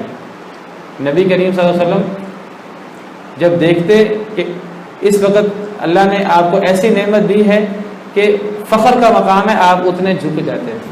فتح مکہ کے موقع پر جس شہر والوں نے آپ کو نکلنے پر ہجرت پر مجبور کر دیا، جب آپ اس شہر میں داخل ہو رہے تھے فاتح بن کر، تو آپ کا سر مبارک کیسے جھکا ہوا تھا؟ آپ نے پڑھا ہے روایات کہ آپ کا سر مبارک اونٹنی کی کوہان پر ایسے جھک رہا تھا، بار بار اونٹنی کی کوہان سے لگ رہا تھا اللہ کے سامنے عاجزی سے، حالانکہ وہ وقت تھا کہ اس وقت آپ کو سر اٹھا کر اور اکڑ کے ساتھ آپ کو داخل ہونا چاہیے۔ تو یہ ہمارے ہاں خرابیاں ہیں جن کی وجہ سے مسائل پیدا ہوتے ہیں۔ اسلام نے ان خرابیوں کا حل بھی کیا، لیکن اسلام نے ایک سسٹم بنایا ہے، اس سسٹم کے اوپر اعتراض نہیں ہونا چاہیے۔ پھر فرمایا وَإِنْ خِفْتُمْ شِقَاقَ بَيْنِهِمَا فَابْعَثُوا حَكَمًا مِّنْ أَهْلِهِ وَحَكَمًا مِّنْ أَهْلِهَا، اگر اختلاف کا اندیشہ ہو، اگر فتنے کا اندیشہ ہو، طلاق کا اندیشہ ہو میاں بیوی میں، تو سب سے پہلے تو میاں بیوی کو آپس میں اس کو حل کرنے کی کوشش کرنی چاہیے، بیڈ روم کے اندر معاملے کو باہر نہیں نکالنا چاہیے۔ لیکن اگر معاملات ایسے ہوں کہ وہ حل نہ ہو سکیں آپس میں اور پھر معاملات باہر نکلیں، تو اس صورت میں اللہ نے حل بیان کر دیا کہ ایک حکم مردوں کی طرف سے اور ایک حکم عورتوں کی طرف سے، دو عقل مند لوگ جو ہیں ان کو بٹھا دیا جائے۔ وہ عقل مند لوگ اگر یہ سب لوگ اصلاح چاہیں گے، خیر خواہی چاہیں گے، اللہ موافقت پیدا کر دیں گے۔ ان اللہ کان علیما خبیرا۔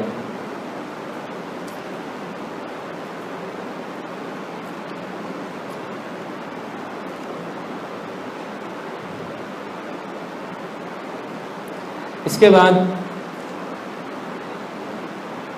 اللہ تعالیٰ نے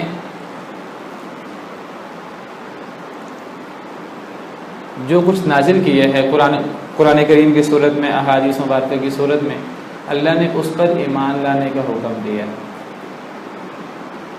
مسلمانوں کو جو ایمان کا دعویٰ کرتے ہیں انہیں تو بالاولیٰ اللہ کے احکامات پر عمل کرنا چاہیے۔ وہ منہ سے کہتے ہیں کہ ہم مومن ہیں، ہم مسلمان ہیں، گویا کہ جو اپنے آپ کو مسلمان کہتا ہے وہ گویا کہ یہ دعویٰ کرتا ہے کہ میں نے اللہ کے ہر حکم کے سامنے سر جھکا لیا ہے۔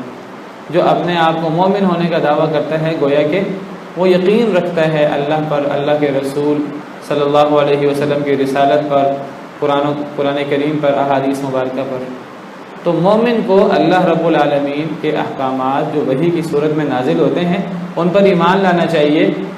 مومن کو بھی ایمان لانا چاہیے، اور جو مومن نہیں ہیں ان کو بھی توجہ دلائی گئی ہے کہ اہل کتاب کو بھی توجہ دلائی گئی ہے، اہل کتاب بھی نبی صلی اللہ علیہ وسلم پر اللہ کی طرف سے جو وحی اتری اس پر وہ ایمان لے آئیں، اور جو ایمان نہ لائے، بعض دفعہ دنیا کے اندر لوگ پرواہ نہیں کرتے، اللہ تعالیٰ اس کا وبال بتا رہے ہیں کہ کتنا بڑا گناہ ہے اس کا۔ اللہ فرماتے ہیں یا ایھا الذین اوتوا الکتاب آمنوا بما نزلنا، اے اہل کتاب ایمان لے آؤ ساتھ اس کے جو ہم نے نازل کیا، جو ہم نے اپنے پیارے نبی صلی اللہ علیہ وسلم پر نازل کیا قرآن کریم کی صورت میں، حدیث کی صورت میں، اس پر ایمان لے آؤ۔ مصدقا لما معکم، وہ تمہارے پاس جو کتاب ہے اس کی تصدیق بھی کرتا ہے۔ قرآن کریم کوئی نئی کتاب نہیں ہے کہ پچھلے تمام احکامات ایک طرف قرآن کریم کے سارے احکامات فرق ہیں۔ قرآن کریم پچھلے تمام احکامات کی تائید ہی کرتا ہے، پچھلی کتابوں پر مہیمن ہے، پچھلی کتابوں کی تصدیق کرتا ہے۔ مصدقا لما معکم، وہ تمہارے پاس کتابوں کی تصدیق کرتا ہے۔ قرآن کے تورات بائبل کے احکامات ملتے جلتے ہیں، ہاں جو تحریفات ہو چکی ہیں وہ نہیں ملیں گی۔ من قبل ان نطمس وجوہا، اس سے پہلے کہ ہم چہروں کو مٹا دیں، فنردها علی ادبارها، ہم چہروں کو الٹا کر دیں۔ یہ انسان کا سر جو ہے وہ سینے کی طرف ہوتا ہے، کہیں ایسا نہ ہو کہ ہم غضب میں آ کر، ہم غصے میں آ کر تمہارے چہرے الٹے کر دیں، تمہارے چہرے تمہارے پیٹھوں کی طرف ہو جائیں، تمہارے چہروں کو ہی الٹا دیں۔ اگر تم اللہ نے جو وحی نازل کی اپنے نبی پر، اگر تم اس وحی کو نہیں مانو گے تو ہم تمہارے چہروں کو تباہ کر سکتے ہیں، تمہارے چہروں کو ہم مٹا سکتے ہیں، تمہارے چہروں کو ہم پشتوں کی طرف لگا سکتے ہیں۔ او نلعنہم کما لعنا اصحاب السبت، یا ہم اس طرح لعنت کریں جس طرح ہم نے اصحاب سبت پر لعنت کی تھی، ہم تمہارے چہروں پر اس طرح لعنت کریں جس طرح ان پر لعنت کی تھی، ان کو ہم نے بندر اور سور بنا دیا تو تمہیں بھی بندر سور بنا دیں۔ تو اللہ کے احکامات کو نہ ماننا، اللہ کے احکامات کو جھٹلانا، یہ اتنا بڑا جرم ہے کہ یہ سب عذاب آ سکتے ہیں انسان پر۔ انسان کا کام یہ ہے اللہ کی بات مانے، انسان اللہ کی بات نہیں مانتا، اللہ اس کو بندر سور بنا دے۔ اللہ اس کا چہرہ الٹی طرف لگا دے، اللہ اس کا چہرہ مٹا دے، چہرے کے سارے ناک آنکھیں ہر چیز مٹ جائے، تباہ و برباد ہو جائے، تو ایسا ہونے سے پہلے جو کچھ نبی صلی اللہ علیہ وسلم پر اللہ نے نازل کیا اس کو مان لو، وہ تمہاری کتابوں کی تصدیق کرتا ہے، اس میں کوئی نئی چیز نہیں ہے۔ اس کے بعد اللہ رب العالمین نے فرمایا شرک کی مذمت بیان کرتے ہوئے فرمایا ان اللہ لا یغفر ان یشرک بہ ویغفر ما دون ذلک لمن یشاء، کہ شرک اتنا بڑا جرم ہے، اللہ کو ہر چیز برداشت ہو سکتی ہے، بڑے سے بڑا گناہ اللہ معاف کر سکتے ہیں بغیر توبہ کے بھی، شرک اللہ کبھی بھی بغیر توبہ کے معاف نہیں کریں گے، اللہ شرک کو معاف نہیں کریں گے، شرک کے علاوہ اللہ جو چاہیں معاف کر دیں۔ یہاں جو معاف کرنے کی بات ہے یاد رکھیے، یہ توبہ کے نتیجے میں معاف کرنے کی بات نہیں ہو رہی، یہ توبہ کے بغیر اگر کوئی شخص کسی کو توبہ کی توفیق نہ ملے، توبہ کے بغیر کوئی شخص فوت ہو جائے تو اس حالت میں بات ہو رہی ہے۔ اگر کوئی بندہ توبہ نہ کر سکے تو اللہ شرک کو بغیر توبہ کے کبھی معاف نہیں کریں گے، شرک کے علاوہ بڑے سے بڑا گناہ بھی اللہ چاہیں تو بغیر توبہ کے بھی معاف کر دیں، چاہیں تو معاف کر دیں، چاہیں تو نہ معاف کریں، چاہیں تو اللہ قیامت کے دن سزا دے دیں اس کی، پھر جنت میں بھیج دیں، چاہیں اللہ ویسے ہی معاف کر دیں، کوئی سزا نہ دیں، لیکن شرک ایک ایسا گناہ ہے جو توبہ کے بغیر معاف نہیں ہوتا۔ ہاں اگر توبہ ہو، توبہ سے تو شرک بھی معاف ہو جاتا ہے۔ تمام صحابہ کرام رضوان اللہ علیہم اجمعین، اکثر تقریباً سارے مشرک تھے، شرک سے توبہ کی تھی انہوں نے، اللہ نے ان کے گناہ معاف کر دیے۔ سورہ فرقان میں اللہ نے فرمایا ہے والذین لا يدعون مع اللہ الہا آخر، شرک کی بات کی، قتل کی بات کی، زنا کی بات کی، اور اللہ نے فرمایا کہ ومن یفعل ذلک یلقى اثاما، یہ بہت بڑے گناہ ہیں، اور فرمایا اس کا گناہ بھی بہت بڑا ہے، لیکن فرمایا الا من تاب وآمن وعمل عملا صالحا فاولئک یبدل اللہ سیئاتهم حسنات، ہاں جو توبہ کرے گا، ایمان لائے گا، نیک عمل کرے گا تو اللہ اس کے یہ بڑے بڑے گناہ، شرک بھی، قتل بھی، زنا بھی، اللہ یہ بھی معاف کر دیں گے، یہ بھی صرف معاف نہیں کریں گے بلکہ اللہ اس کو نیکیوں سے بدل دیں گے۔ تو شرک اتنا بڑا گناہ ہے کہ شرک کبھی معاف نہیں ہو سکتا بغیر توبہ کے۔ وَمَن يُشْرِكْ بِاللَّهِ فَقَدِ افْتَرَىٰ إِثْمًا عَظِيمًا، جس نے اللہ کے ساتھ شریک بنائے اس نے بہت بڑا گناہ کمایا ہے، ایک بہت بڑا جرم اس نے کمایا ہے۔ اسی صورت کے آخر میں آتا ہے وَمَن يُشْرِكْ بِاللَّهِ فَقَدْ ضَلَّ ضَلَالًا بَعِيدًا، جو اللہ کے ساتھ شریک بناتا ہے وہ دور کی گمراہی میں جا پڑتا ہے۔ تو شرک اللہ کو کبھی بھی قابل قبول نہیں ہے۔ اللہ فرماتے ہیں انہ من یشرک باللہ فقد حرم اللہ علیہ الجنہ، جو اللہ کے ساتھ شرک کرتا ہے اس پہ جنت حرام ہو جاتی ہے، وہ جنت کے قریب نہیں پھٹک سکتا۔ اب اس کے لیے آخرت، اس کے لیے قبر، آخرت صرف عذاب ہی عذاب ہے، جنت حرام ہے، وہ جنت کے قریب بھی نہیں آ سکتا شرک کرنے والا۔ تو جب شرک اتنا بڑا گناہ ہے تو سب سے پہلے ہمیں جو محاسبہ کرنا چاہیے ہمیشہ وہ شرک کا محاسبہ کرنا چاہیے۔ اب ایک نیا شیطان نے فتنہ پیدا کر دیا ہے، ڈال دیا ہے ہمارے ذہنوں میں کہ جی مسلمان کبھی شرک کر ہی نہیں سکتا، مسلمان کبھی شرک نہیں کر سکتا۔ اس کے لیے بعض لوگ جو ہیں وہ حدیث پیش کرتے ہیں، وہ کہتے ہیں کہ جی حدیث میں آتا ہے میں تم پر شرک سے نہیں ڈرتا، میں تو تم پر فلاں فلاں مال کے فتنے سے ڈرتا ہوں، میں تو تم پر عورتوں کے فتنے سے ڈرتا ہوں، میں تم پر شرک سے نہیں ڈرتا۔ وہ صحابہ کرام کے حوالے سے بات ہے، وہ ایک بات کرنے کا انداز ہے، ورنہ اگر آپ ایک نص کو لے کر باقی نصوص کو بھولا نہیں جا سکتا۔ قرآن کریم کی آیات سامنے رکھیں، دیگر احادیث مبارکہ صحیح سامنے رکھیں، پتہ لگتا ہے کہ شرک ہوتا ہے، مسلمان بھی شرک کر سکتا ہے۔ سورہ یوسف میں اللہ فرماتے ہیں وَمَا يُؤْمِنُ أَكْثَرُهُمْ بِاللَّهِ إِلَّا وَهُمْ مُشْرِكُونَ، اکثر لوگ جو اللہ پر ایمان لاتے ہیں وہ ایمان لانے کے ساتھ ساتھ شرک کر رہے ہوتے ہیں، ان کو پتہ ہی نہیں ہوتا۔ قرآن کی آیت ہے، اکثر مومن مشرک ہوتے ہیں۔ آپ کہیں گے کیسے؟ سمجھانے کے لیے آپ کو کہتا ہوں کہ ایک شرک اصغر ہوتا ہے۔ شرک اصغر کسے کہتے ہیں؟ چھوٹا شرک، ریاکاری۔ کیا مسلمان ریاکاری نہیں کرتا؟ ریاکاری کرتا ہے، اکثر مسلمان ریاکاری میں مبتلا ہوتے ہیں۔ اسی طرح مسلمان بڑا شرک بھی کرتا ہے، مسلمان اللہ کے علاوہ اوروں پر اعتماد کرتا ہے، اللہ کے علاوہ اوروں کے لیے ذبح کرتا ہے، اللہ کے علاوہ اوروں سے دعائیں مانگتا ہے، اللہ کے علاوہ اوروں کے سامنے جھکتا ہے۔ آپ نے اپنے معاشرے میں ساری چیزیں دیکھی، لوگ قبروں کے سامنے جھکتے ہیں، آپ نے سجدہ کرتے دیکھا ہوگا، اب تو ہر چیز جو ہے ویڈیوز کی صورت میں بھی موجود ہے۔ لوگ خانہ کعبہ کے علاوہ اور جگہوں کے طواف کرتے ہیں، لوگ اللہ کے علاوہ اوروں سے مانگتے ہیں، اور اللہ معاف کرے عام لوگ تو چھوڑیں، لوگوں نے نبیوں کو اللہ کے علاوہ کسی اور کے در کا سوالی بنا دیا۔ کہتے ہیں شاہ مدینہ سارے نبی تیرے در مانگتے ہیں۔ وہ کہتے ہیں کہ اے محمد ہماری جھولی بھر دو، کہتے ہیں یا عبد القادر شیئا للہ، اے عبد القادر جیلانی اللہ کے لیے ہمیں فلاں چیز دے دیں، فلاں چیز دے دیں، فلاں چیز دے دیں۔ سیدنا علی رضی اللہ عنہ کو حاجت روا مشکل کشا بنا کر یا علی مدد آپ کو جگہ جگہ لکھا نظر آئے گا۔ یہ سب تمہارا کرم ہے، آقا کے بعد اب تک بنی ہوئی ہے۔ شرک اکبر موجود ہے۔ اللہ کے علاوہ اوروں سے ڈرتے ہیں کہ نہیں ڈرتے؟ ہم امریکہ سے ڈرتے ہیں، اوروں سے ڈرتے ہیں، یہ بھی شرک ہے۔ اللہ کے علاوہ اوروں پر توکل۔ ربی صاحب علی بھائی نہیں ہے، کوئی آج نہیں ہے، چلیں ٹھیک ہے۔ تو یہ سب چیزیں شرک میں داخل ہیں۔ اللہ کے علاوہ اوروں کی نظر و نیاز، اللہ کے علاوہ اوروں کے لیے ذبح۔ کچھ لوگ کالا بکرا ذبح کرتے ہیں۔ کالا بکرا کہاں سے آیا ہے جی؟ نہ قرآن میں ہے نہ حدیث میں ہے۔ کالا بکرا کیوں کرتے ہیں؟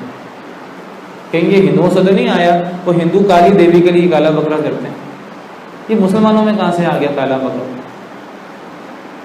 کہیں احادیث مبارکہ میں کالے کا رنگ کا کوئی ذکر نہیں ہے۔ کچھ لوگ جو ہیں انہوں نے یہاں کڑے پہنے ہوتے ہیں، کچھ لوگوں نے تعویذ باندھے ہوتے ہیں، پتہ نہیں اس کے اندر کیا کیا لکھا ہوتا ہے، اور وہ سمجھتے ہیں امام ضامن باندھے ہوتے ہیں، وہ سمجھتے ہیں یہ چیزیں ہمیں مشکلات سے بچائیں گی۔ کیا یہ چیزیں ہمیں مشکلات سے بچائیں گی؟ یہ مشکلات سے بچانے والی چیز اللہ رب العالمین کی ذات ہے۔ تمام انبیاء کرام علیہ السلام کس سے مدد مانگتے تھے؟ نبی صلی اللہ علیہ وسلم نے صحابہ کرام کو کیا سکھایا؟ جی تو وہاں پرستی میں ایسی چیزیں ہو سکتی ہیں جو شرک نہ ہوں، بدعات ہوں، خرافات ہوں، اور توہم پرستی میں شرکیہ چیزیں بھی آ سکتی ہیں۔ مثال کے طور پر توہم پرستی میں اگرچہ اس پہ بھی ڈیبیٹ ہو سکتی ہے کہ اس کو لٹکانا چاہیے کہ نہیں لٹکانا چاہیے، لیکن اس کا تھوڑا حکم فرق ہے، اس میں دونوں رائے مل جاتی ہیں۔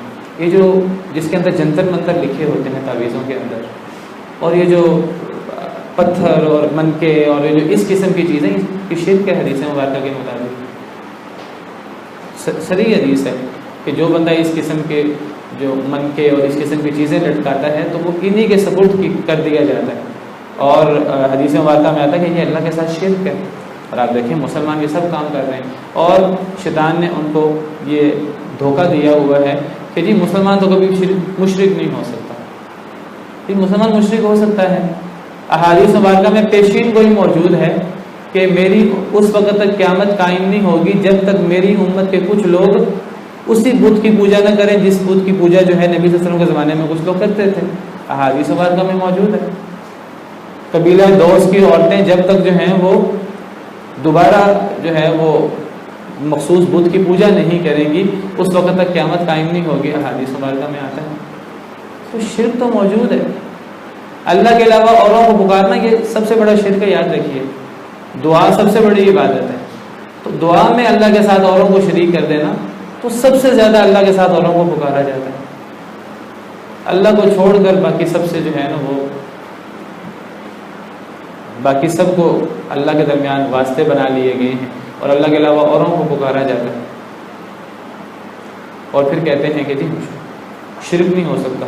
سجدے کیے جاتے ہیں اللہ کے علاوہ، لوگوں کو سجدے کیے جاتے ہیں، قبروں پہ سجدے کیے جاتے ہیں۔ میں نے قبروں کو سجدہ کرتے دیکھا ہے، مسجد نبوی میں نے دیکھا، کئی لوگوں کو اپنی آنکھوں سے دیکھا ہے کہ خانہ کعبہ کا رخ اس طرف ہے اور اس طرف قبر مبارک ہے، روضہ مبارک ہے، لوگ یہاں کھڑے ہیں، یہاں کھڑے کو سجدہ کر رہے ہیں۔ میں نے خود سجدہ کرتے دیکھا ہے لوگوں کو قبر کی طرف۔ نبی کریم صلی اللہ علیہ وسلم کی قبر کو سجدہ ہو رہا ہے، یہ کون سی عبادت ہے؟ یہ تو شرک ہے۔ سجدہ تو اللہ کو ہوتا ہے، اللہ کے علاوہ کسی کو سجدہ نہیں ہوتا۔ اب جب کچھ لوگ دیکھتے ہیں کہ جی وہاں ہم سجدہ نہیں کر سکتے، وہاں روکتے ہیں، چھوٹتے ہوتے ہیں، وہ روکتے ہیں، وہ کیا کرتے ہیں کہ وہ روضہ اقدس کے اس سائڈ پہ کھڑے ہوتے ہیں کہ ان کا رخ خانہ کعبہ کی طرف ہو جائے اور جہاں روضہ کی طرف بھی رخ ہو جائے.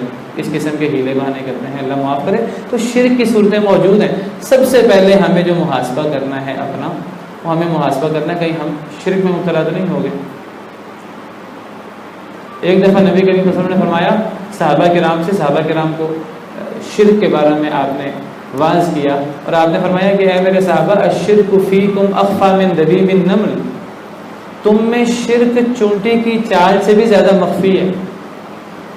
کیا مطلب یہ ہے کہ شرک جو ہے نا وہ انسان کے اندر آ جاتا ہے اور انسان کو پتہ بھی نہیں لگتا. جیسے چونٹی چل رہی ہو نا ہمارے قریب, ہمارے کان اتنے سینسٹیو نہیں ہے کہ وہ چونٹی کی چلنے کی آواز سنیں. الشرک فیکم اخفی من دبیب النمل, صحیح حدیث ہے. چونٹی کی چال سے بھی زیادہ شرک مخفی ہے. تو صحابہ کرام نے عرض کیا اے اللہ کے نبی صلی اللہ علیہ وسلم, ہم کیا کریں, ہم اپنے آپ کو کیسے شرک سے بچائیں. ان کو خوف تھا, وہ ڈرتے تھے کہیں ہم شرک میں مبتلا نہ ہو جائیں.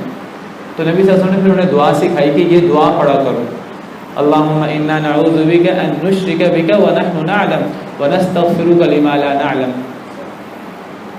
جیسے مبارک ہے, دعا سکھائی کہ یہ دعا پڑھو, یہ دعا پڑھنے والا اللہ اس کو شرک سے بچا لیتے ہیں, دور کر لیتے ہیں, اگر ایک بندہ خلوص کے ساتھ یہ دعا کرے. تو کہنے کا مطلب یہ ہے کہ شرک ایک ایسا گناہ ہے کہ شرک کے ساتھ تمام نیکیاں ختم ہو جاتی ہیں. کوئی نیکی انسان کو قیامت کے دن فائدہ نہیں دے گی کہ انسان جنت میں جا سکے, جنت حرام ہو جاتی ہے شرک کی وجہ سے. تو اللہ نے یہاں اس کی مذمت کی ہے شرک. اس کے بعد اللہ تعالیٰ فرماتے ہیں الم تر الی الذین یزکون انفسهم, اے نبی صلی اللہ علیہ وسلم کیا آپ نے ان لوگوں کو دیکھا ہے جو اپنا تزکیہ بیان کرتے ہیں. ایک بات یاد رکھیے, قرآن کریم میں انفسهم کا لفظ عام طور پر اپنے کے بارے میں آتا ہے. الم تر الی الذین یزکون انفسهم, اے نبی کیا آپ نے ان لوگوں کو نہیں دیکھا جو تزکیہ کرتے ہیں اپنے آپ کا. انفسهم کا معنی اپنے آپ بھی ہوتا ہے اور انفسهم کا معنی اپنے مسلمان بھائی بھی ہوتا ہے. دونوں معنی ہیں. مسلمان بھائی کیسے معنی کریں انفسهم کا, وہ اس اعتبار سے کہ آپ سمجھیے تمام مسلمان ایک نفس کی طرح ہیں, ایک جسم کی طرح ہیں. جس طرح حدیث مبارکہ میں آتا ہے کہ مثل المؤمنین فی توادہم وتعاطفہم وتراحمہم کمثل الجسد الواحد, مسلمانوں کے آپس میں محبت, شفقت, رحمت کے لحاظ سے مثال ایک جسم کی طرح ہے. مسلمان ایک نفس کی طرح ہے. جب مسلمان ایک نفس کی طرح ہیں تو گویا کہ اگر کہیں قرآن میں آئے کہ یزکون انفسہم, تو انفسہم سے میرا اپنا نفس بھی مراد ہو سکتا ہے اور انفسہم سے مراد میرے مسلمان بھائی بھی مراد ہو سکتے ہیں. قرآن کریم میں ہے ولا تلمزوا انفسکم, ولا تلمزوا, نہ الزام دو, انفسکم, اپنے آپ کو تو مراد نہیں ہے. کیا مراد ہے؟ اپنے مسلمان بھائیوں کو. تو مسلمان بھائیوں کے لیے بھی انفسکم کا لفظ آ جاتا ہے. تو اللہ تعالیٰ مذمت کرتے ہوئے فرما رہے ہیں اے نبی کیا آپ نے ان لوگوں کو نہیں دیکھا جو اپنا تزکیہ بیان کرتے ہیں. یہ اپنا تزکیہ بیان کرتے ہیں یا دوسروں کو تزکیہ بیان کرتے ہیں؟ نہ اپنا تزکیہ کرنا چاہیے نہ دوسروں کو تزکیہ کرنا چاہیے. تزکیہ کیا ہوتا ہے؟ تعریف کرنا, اپنی خوبی بیان کرنا. جی ہم تو بڑے نیک ہوتے ہیں, میں تو یہ, میں تو فلاں, میں تو. ایک اپنا تزکیہ ہوتا ہے, اپنی تعریف ہوتی ہے دنیاوی اعتبار سے, وہ کم نقصان دہ ہے. اور ایک دینی اعتبار سے اپنی تعریف ہے اپنے علم کی اور اپنی نیکی کی, وہ سب سے زیادہ نقصان دہ ہے. اللہ معاف کرے. یہ تو تباہ کرنے والی چیز ہے. اللہ فرماتے ہیں بل اللہ یزکی من یشاء, اللہ ہیں جسے چاہے پاک کریں. انسان کا کام نہیں انسان اپنا تزکیہ کرے, انسان اپنے آپ کو نیک بنا کے پیش کرے. اور ایک بات آپ کو بتاؤں, جو اپنے آپ کو نیک بنا کے پیش کرے گا سمجھ لیجیے کہ خرابی موجود ہے, نیکی نہیں ہے وہاں.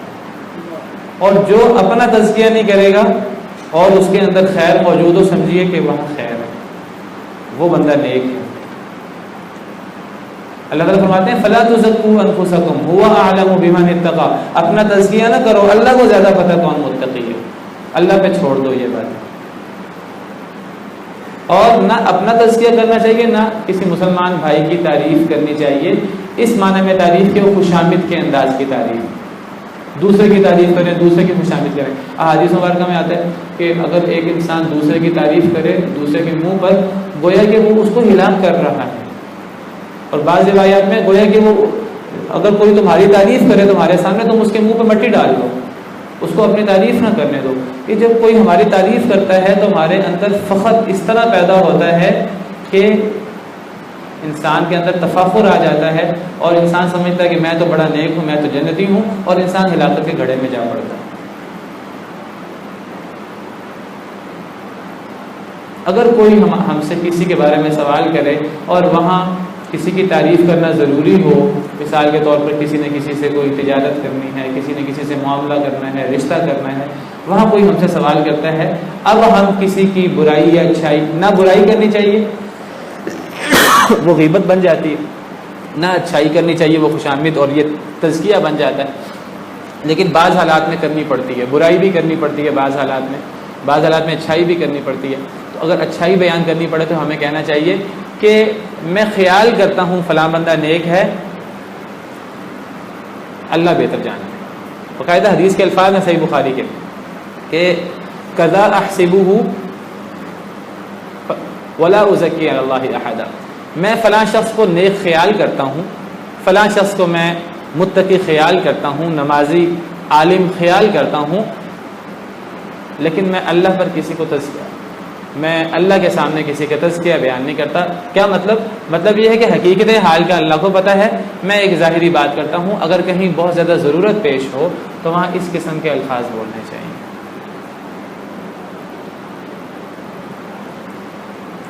چلیں بہرحال وقت ختم ہو گیا ہے تو پھر آج کے لیے اتنا ہی کافی ہے.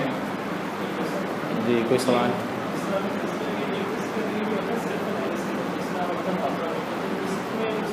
نہیں ایک ہے محاسبہ تو بڑا زبردست ایک بڑا نیک عمل ہے. تزکیہ ہے کہ تعریف کرنا. محاسبہ کا مطلب ہے کہ ایک انسان اکیلا بیٹھا اور غور کر رہا ہے مجھ میں کیا خرابیاں ہیں. انسان غور کرے مجھ میں کیا خرابیاں ہیں، انسان دیکھے یہ خرابی مجھ میں اندر ہے، میں اس کی اصلاح کروں. یہ اس کو کہتے ہیں محاسبہ. حاسبو قبل ان تحاسبو مشہور مقولہ ہے کہ اللہ کے ہاں تمہارا حساب ہوگا، اس سے پہلے اپنا محاسبہ خود کر لو. محاسبہ تو بہت اچھی چیز ہے جس کو احتساب، عربی میں اس کو احتساب کہتے ہیں، احتساب. اور حدیث میں ہے کہ مثلا من قام رمضان ایمانا واحتسابا غفر له ما تقدم من ذنبه، جو رمضان کے روزے رکھے، من صام رمضان، جو رمضان کے روزے رکھے ایمان کی حالت پہ اور محاسبہ کرتے ہوئے، ثواب کی امید رکھتے ہوئے، یا جو رات کا قیام کرے ایمان کی حالت میں ثواب کی امید رکھتے ہوئے. محاسبہ بہت اچھی چیز ہے. تزکیہ کا مطلب ہے تعریف کرنا. انسان میں آپ کے سامنے اپنی تعریف شروع کر دوں یا میں آپ کے سامنے کسی دوسرے کی تعریف کروں خوشامد کے انداز کی، تو یہ چیز جو ہے یہ نقصان دہ ہے، جائز نہیں ہے. جی وہ ہے کہ نہیں وہ ہے کہ دوسرے کی انسان دوسرے کی تربیت کرے. ایک تزکیہ کا لفظ تربیت کے معنی میں استعمال ہوتا ہے. جیسے نبی کریم صلی اللہ علیہ وسلم کے فرائض میں سے، فرائض نبوت میں سے جو قرآن کریم میں بیان ہوئے ہیں، لقد من اللہ علی المؤمنین اذ بعث فیہم رسولا من انفسہم یتلو علیہم آیاتہ ویزکیہم ویعلمہم الکتاب والحکمہ، کہ آپ کے جو فرائض نبوت ہیں وہ کیا ہیں کہ آپ لوگوں پر قرآن کی تلاوت کریں، لوگوں کو قرآن سکھائیں، قرآن کی تلاوت سکھائیں، ویزکیہم لوگوں کا تزکیہ کریں، ویعلمہم الکتاب والحکمہ اور انہیں کتاب اور حکمت سکھائیں.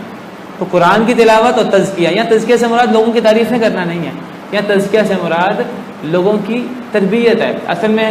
اور یہ بہت ضروری ہے آج کے دور میں، یہ تقریباً کا ختم ہوتی جا رہی ہے یہ چیز. یعنی ہمارے ہاں کیا ہے، ہمارے ہاں سیکھنے پر یا قرآن سیکھنے پر، حدیث سیکھنے پر، علم حاصل کرنے پر زور ہوتا ہے، تربیت پر، تزکیہ پر زور نہیں ہوتا. تزکیہ سے مراد کہ تربیت عمل میں ہمارے اندر ہم عمل کریں ان چیزوں پر. ہم باتیں بہت کرتے ہیں، اس کے مطابق عمل نہیں کرتے.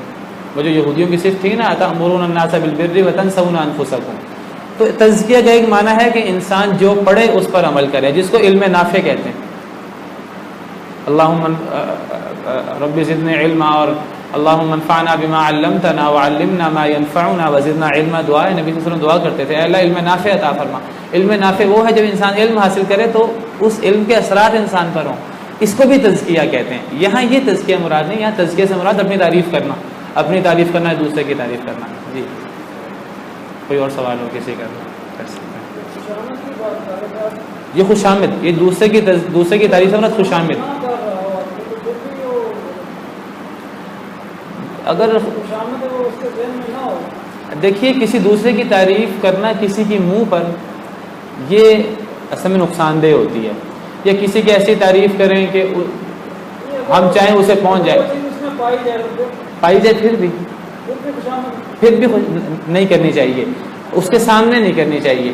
لیکن جو ہے وہ اگر کوئی شخص فوت ہو جائے تو اس کی تعریف اس میں اب اس کا نقصان نہیں ہو سکتا۔ اور بعض ایسے حالات بھی ہیں کہ زندگی میں بھی کسی کی تعریف جو ہے وہ بعض دفعہ حوصلہ افزائی کے لیے کسی کی تعریف کرنی پڑتی ہے۔ نبی صلی اللہ علیہ وسلم اپنے صحابہ کرام کی بعض معاملات میں آپ نے تعریف کی، آپ نے فرمایا ارحم امتی بامتی ابو بکر، میری امت میں سے میری امت پر سب سے زیادہ رحم کرنے والے ابو بکر ہیں، اور دین کے معاملے میں سب سے زیادہ سخت عمر ہیں، سب سے زیادہ حیا کرنے والے عثمان ہیں۔ آپ نے بعض موقع پر تعریف فرمائی، بعض صحابہ کرام کی آپ نے تعریف فرمائی کہ میرا فلاں صحابی بڑا نیک ہے اگر وہ رات کو قیام کرے، تہجد کرے۔ اور آپ بعض دفعہ اللہ کی طرف سے جو وحی ہوتی تھی، آپ وہ وحی کے طور پر کسی کی تعریف کر دیتے تھے، کسی کے مقام اور منزلت بیان کر دیتے تھے۔ اور بعض دفعہ حوصلہ افزائی کے لیے بعض دفعہ شاگرد کی، چھوٹے کی تعریف کرنی پڑتی ہے، وہ تزکیہ نہیں ہوتا۔ بچے کو جو ہے نا وہ نماز پڑھانے کے لیے، اچھا کام کرانے کے لیے اس کی تھوڑی سی حوصلہ افزائی کر دینا، اور وہ تھوڑی سی چیز الگ ہے۔ تو یہ خوشامد، جس کو خوشامد کہتے ہیں نا، خوشامد اصل میں منع ہے۔ سبحان ربک رب العزت عما یصفون وسلام علی المرسلین والحمد للہ رب العالمین۔ والروح والريحان يا حامل القرآن قد خصك الرحمن بالفضل والتيجان والروح